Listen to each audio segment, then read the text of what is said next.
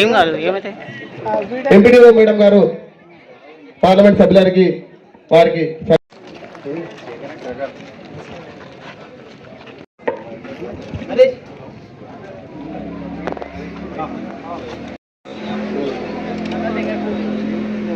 జిల్లా అధ్యక్షులకు శేఖర్ గారు చేస్తున్నారు.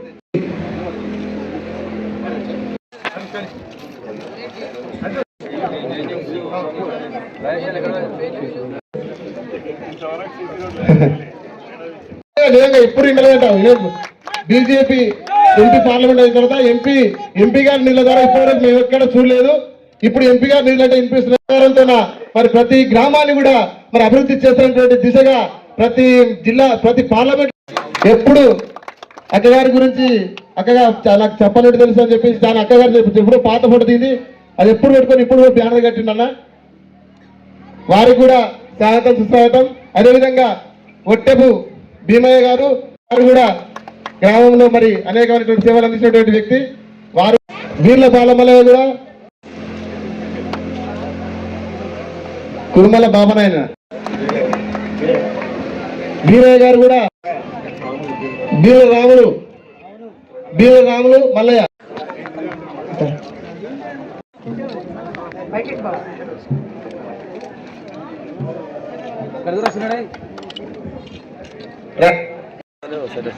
పాలు పోసిన బిల్లులు కూడా రైతుల పాలు ఇమ్మీడియట్ గా అమ్ముకుంటారు. మరి పైసలు ఎందుకు ఇయ్యరు? ఇట్లా మన ఇంట్లో ఎవరికైనా పాలు పోస్తే ఏమంటే పైసలు ఇస్తాం కదా, ఇస్తామా కదా? మనం ఎవరితో మన పాలతో పాలు పోపించుకుంటాం, ఏమంటే పాల పైసలు ఇస్తామా లేదా? వారంకోసారో 10 రోజులకోసారి వచ్చి తీసుకుపోతారు లెక్క కట్టుకొని.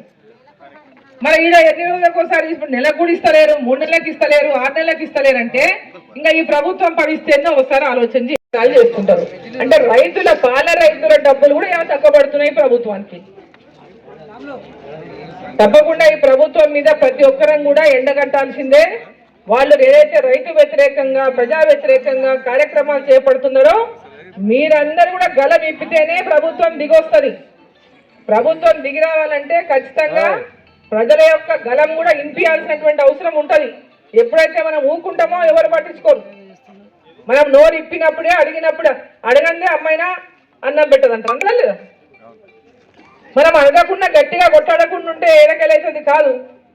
కాబట్టి ప్రతి ఒక్కరు కూడా మీ హక్కుల కోసం మీ సమస్యల పైన ఎప్పటికప్పుడు పోరాటం చేయడానికి కూడా ప్రశ్నించడానికి కూడా మీ గొంతులు సిద్ధంగా ఉండాలని చెప్పి కోరుకుంటూ అవసరము.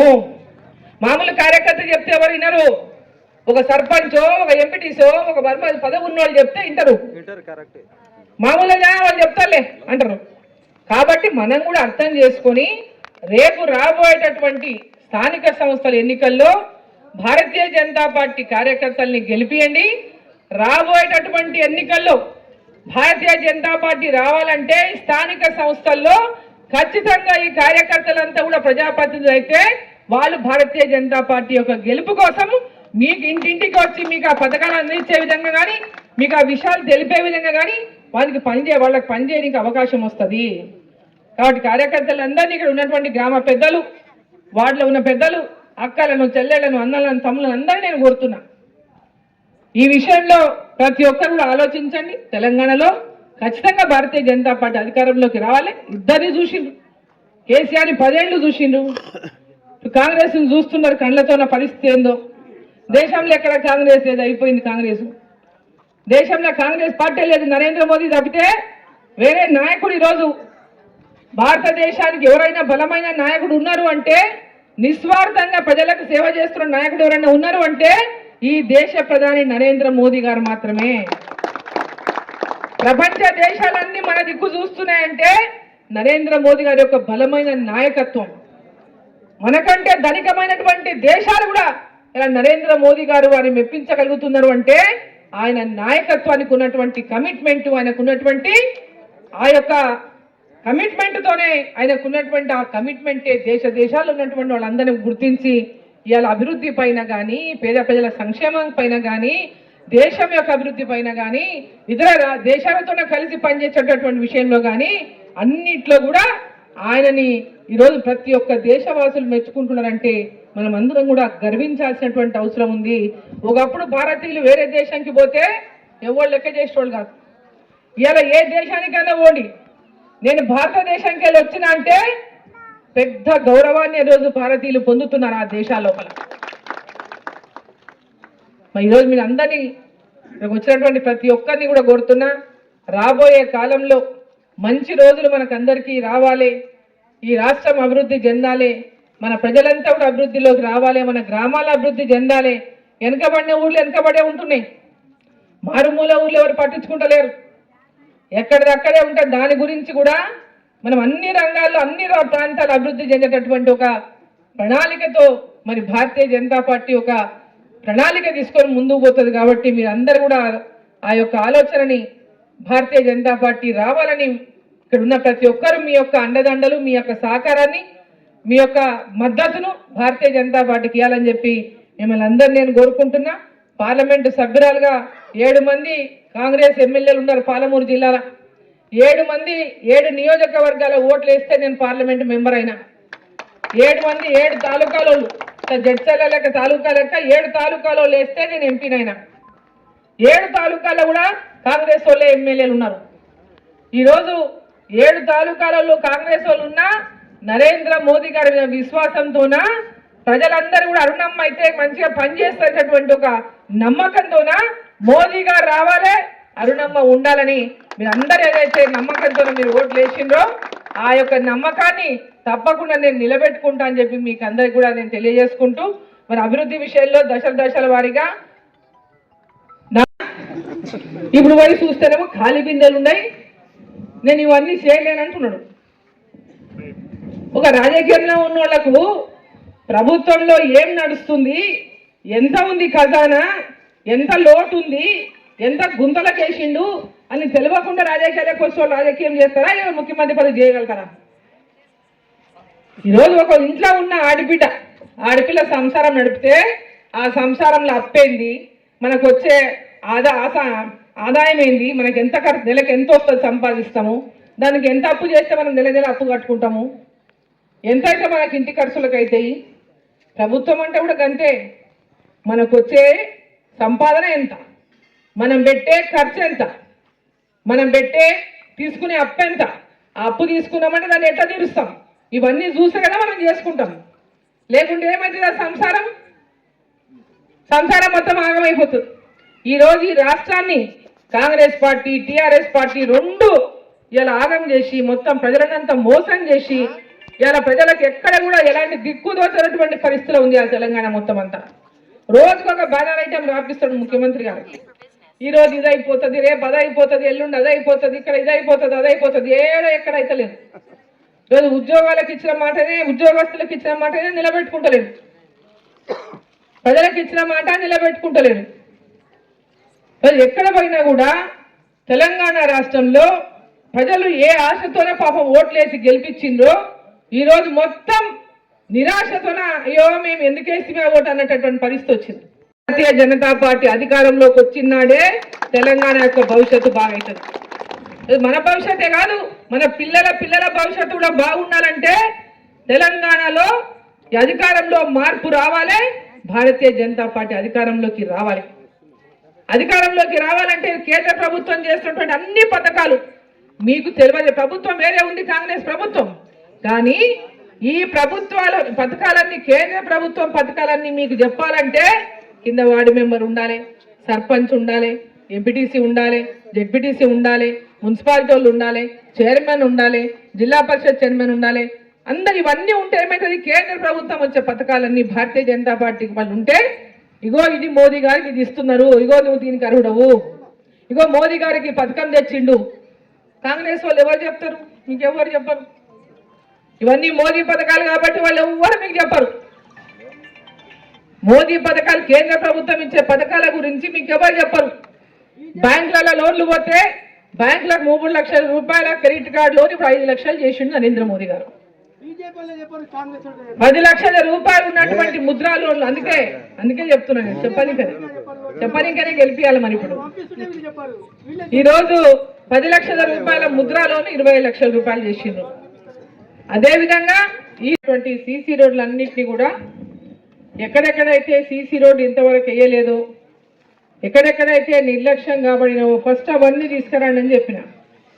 ఎక్కడెక్కడైతే ఇంతవరకు వేయలేదో అవి తీసుకురండి, మనం వచ్చినప్పుడల్లా ఆ ఏరియాలో సీసీ రోడ్లు వేపిద్దామని చెప్పినాం. అట్లా మిడ్జిల్ మండలం నుంచి ఈ యొక్క ప్రతిపాదనలు తీసుకొచ్చినందుకు ఈరోజు దాదాపు 35 లక్షలు ఈరోజు ఇక్కడ కేటాయించి ఈ సీసీ రోడ్లను ఏర్పాటు చేసినాం. ఇంకా మళ్ళీ ఎందుకంటే కేంద్ర ప్రభుత్వం ద్వారా ప్రతి సంవత్సరం కూడా సీసీ రోడ్లకు నిధులు పెద్ద ఎత్తున వస్తాయి. అది ఇంతవరకు ఏమైందంటే గతంలో ఉన్నటువంటి ప్రభుత్వంలో ఆ సీసీ రోడ్లన్నీ కూడా అధికార పార్టీలో ఉన్నటువంటి వాళ్ళకి మాత్రం, మిగతా వాళ్ళకి ఎవరికైనా కూడా ఆ పార్టీలో ఉంటేనే పనులు చేయాలి, లేకుండా లేదనేది ఆ రోజు ఆ పద్ధతి నడిచింది అట్లా. కాబట్టి ఎవరు కూడా రోడ్లేని ఇంకా ముందుకు పోలే, ఎవరు వేయలే, వాళ్ళు బుద్ధి పుట్టిన కూడా వాళ్ళు చేసుకున్నారు.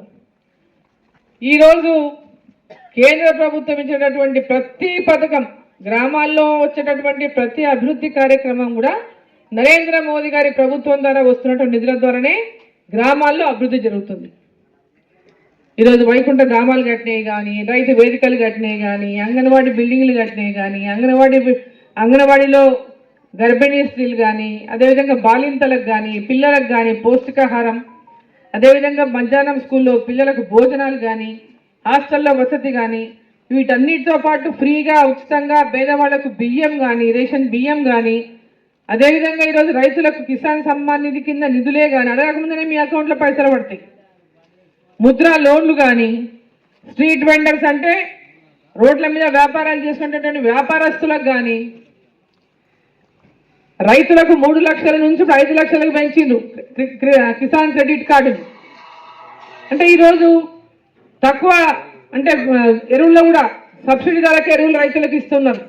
ఇట్లా చెప్పుకుంటూ పోతే పెద్ద ఎత్తున గ్రామాల యొక్క అభివృద్ధి లక్ష్యంగా, గ్రామాల్లో ఉన్నటువంటి పేదవాళ్ళ యొక్క అభివృద్ధి లక్ష్యంగా రైతులు, మహిళలు, విద్యార్థులు, పేదవాళ్లకు వైద్యము, ఈరోజు మహిళలు, అదేవిధంగా గ్రామాభివృద్ధి, పట్టణాభివృద్ధి, ఇవన్నీ అన్నింటినీ కూడా ఒక కలగలుపు చేసుకొని నరేంద్ర మోదీ గారు ఈ దేశం యొక్క అభివృద్ధి కోసం వారు ఈరోజు పనిచేస్తున్నారు.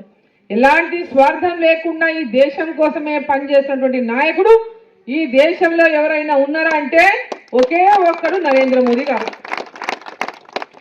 ఎలాంటి స్వార్థం లేకుండా ఈ దేశ ప్రజల కోసం, ఈ దేశం యొక్క భద్రత కోసం, మన ధర్మం కోసం, మన సాంప్రదాయాల కోసం, మన పేద ప్రజల యొక్క అభివృద్ధి కోసం, మన గ్రామాల అభివృద్ధి కోసం ప్రపంచ దేశంలోనే భారతదేశాన్ని 2047 అంటే మనకు స్వతంత్రం 1947 వచ్చింది. 1947 నుంచి 2047 అంటే ఇలా 25లో ఉన్నాం. ఇంకా 22 సంవత్సరాలు, ఇంకా 22 సంవత్సరాల కల్లా భారతదేశాన్ని ప్రపంచ దేశంలోనే అభివృద్ధి చెందినటువంటి మొట్టమొదటి దేశంగా చేయాలనే లక్ష్యంతో నరేంద్ర మోదీ గారు పనిచేస్తున్నారు. ఒక ప్రణాళికాబద్ధంగా ఈ దేశంలో ప్రతి ఒక్కరికి విద్య చదువుకున్న నాడే ఈ దేశం అభివృద్ధి చెందుతుంది. చదువుకున్న కుటుంబమే ఇవాళ అభివృద్ధిలోకి వస్తుంది. ఈరోజు వ్యవసాయమే ఈ దేశానికి ప్రామాణికం. ప్రతి వ్యవసాయంలో ప్రతి రైతు సంతోషంగా ఉండి ఆర్థికంగా బలపడినప్పుడే ఈ దేశంలో వ్యవసాయంతో పాటు ఈ దేశం కూడా అన్ని రంగాల్లో ముందుకు పోతుంది. అన్నింటినీ కూడా కలగలుపుకొని విద్యార్థులు, యువకులు, మహిళలు, ప్రతి ఒక్కరి యొక్క లక్ష్యమే రైతులు, ఇట్లా అందరి యొక్క అభివృద్ధిని కాంక్షిస్తూ కార్యక్రమాలు తీసుకొని ముందుకు పోతున్నారు. పేదవాళ్ళకి ఎప్పుడు సాయం చేయాలి, ఎట్లా సాయం చేయాలి, వాళ్ళని పైకి తేవాలంటే ఏం చేయాలి, ఇవన్నీ ఒక ఆలోచనతో ముందుకు తీసుకుపోతున్నటువంటి నాయకుడు నరేంద్ర మోదీ గారు. ఈరోజు ఆయన దేశమంతా భారతీయ జనతా పార్టీ వస్తుంది. దేశమంతా ఈరోజు ఏ రాష్ట్రం చూసినా భారతీయ జనతా పార్టీ, ఒక్క కర్ణాటక, తెలంగాణ తప్ప. పక్కల కర్ణాటక, ఇక్కడ తెలంగాణకి రెండే మిగిలినాయి. దేశమంతా ఈ రెండు రాష్ట్రాలే కాంగ్రెస్ ఉంది. మిగతా దేశమంతా ఇవాళ మొన్న జరిగిన మహారాష్ట్ర ఎలక్షన్లలో పెద్ద మెజార్టీతో భారతీయ జనతా పార్టీని గెలిపించారు. హర్యానాలో పెద్ద మెజార్టీతో భారతీయ జనతా పార్టీని గెలిపించారు. ఢిల్లీలో మొన్న భారీ మెజార్టీతో భారతీయ జనతా పార్టీని గెలిపించారు. మధ్యప్రదేశ్లో భారీ మెజార్టీతో భారతీయ జనతా పార్టీని గెలిపించిండ్రు. రాజస్థాన్లో భారీ మెజార్టీతో భారతీయ జనతా పార్టీని గెలిపించిండ్రు. ఇట్లా చెప్పుకుంటూ పోతే అనేక రాష్ట్రాల్లో భారతీయ జనతా పార్టీ అధికారంలో ఉంది. గుజరాత్లో వరుసగా 7వసారి భారతీయ జనతా పార్టీని గెలిపించింది గుజరాత్ ప్రజలు. అంటే వాళ్ళు అభివృద్ధి చేసినందుకే ప్రజల మెప్పు పొద్దున అక్కడ గెలిపిస్తున్నారు కదా. ఇక మనం ఒక్కసారి కూడా భారతీయ జనతా పార్టీకి గెలిపియలే మనం ఎవరం. ఇక తెలంగాణ రాకముందేమో ఉమ్మడి ఆంధ్రప్రదేశ్ అసలు టీడీపీ కాంగ్రెస్, తెలంగాణ వచ్చినాక టీఆర్ఎస్ గెలిచింది, మళ్ళీ ఇప్పుడు కాంగ్రెస్ వచ్చింది. భారతీయ జనతా పార్టీ ఎప్పుడు మనం చూడలేదు. ఇక నరేంద్ర మోదీ గారి యొక్క పాలన మన రాష్ట్రంలో ఎట్లుంటుందని మనం ఎవరం మనం చూడలేదు. మరి ఈరోజు ఈ రాష్ట్రంలో పాలన మోదీ గారి పాలన చూడాలంటే ఈరోజు ఇన్ని దేశాలు మరి ఇన్ని రాష్ట్రాలు ఎందుకోసం భారతీయ జనతా పార్టీని గెలిపిస్తున్నాయి? మరి ఈరోజు కాంగ్రెస్ పార్టీని చూస్తున్నారు, అంతకుముందు ఉన్న టీఆర్ఎస్ పార్టీని చూసిండ్రు. 2 పార్టీలకు అవకాశం ఇచ్చిండ్రు, 2 పార్టీలను చూసిండ్రు. టీఆర్ఎస్ పార్టీని చూసి ఆశకు వచ్చి వాళ్ళు చేసిన అన్ని అప్పుల కూపంలో తెలంగాణని ముంచి పడేస్తే కాంగ్రెస్ పార్టీ చెప్పిన మాయమాటలు నమ్మి మోసపోయి కాంగ్రెస్ పార్టీని గెలిపించారు. ఇలా కాంగ్రెస్ పార్టీ ఇచ్చిన మాట ఏదైనా ఒకటి నిలబెట్టుకునిందా? ఏ ఒకటన్నా రుణమాఫీ 2 లక్షలు అయినా, రైతు భరోసా 15,000 అయినా సంవత్సరానికి ఎకరాకు 15,000 చేస్తామని ఎక్కడుంది? రైతు కూలీలకు 15,000 ఇస్తామండి ఎక్కడుంది? ప్రతి ఆడపిల్లకు నెలకు 2,500 ఇస్తామండి ఎక్కడుంది? పెళ్ళైతే పిల్లకు 1,00,000 రూపాయలు తులం బంగారం అండి ఎక్కడుంది? చదువుకున్న పిల్లలకు ఉద్యోగం లేదు, ఉద్యోగం వచ్చే నెలకు 4,000 ఇస్తామండి ఎక్కడుంది? ఇట్లా చెప్పుకుంటూ పోతే లెక్కలేనని మాటలు చెప్పిండు. 420 చెప్పిండ్రు హామీలు వాళ్ళు. 6 గ్యారెంటీలు అనేటివి పైన కనిపించేటివే, దాని లోపల 420